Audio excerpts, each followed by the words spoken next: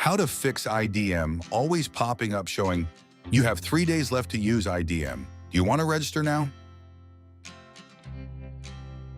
Go to Search and type Registry Editor.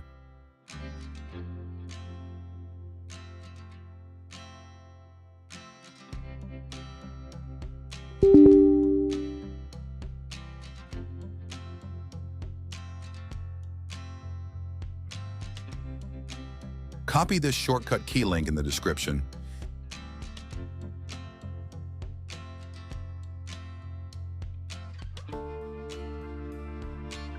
Delete this and paste it.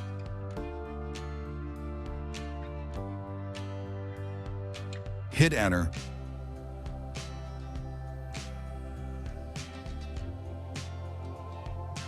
Find the folder with last CA7 and delete it.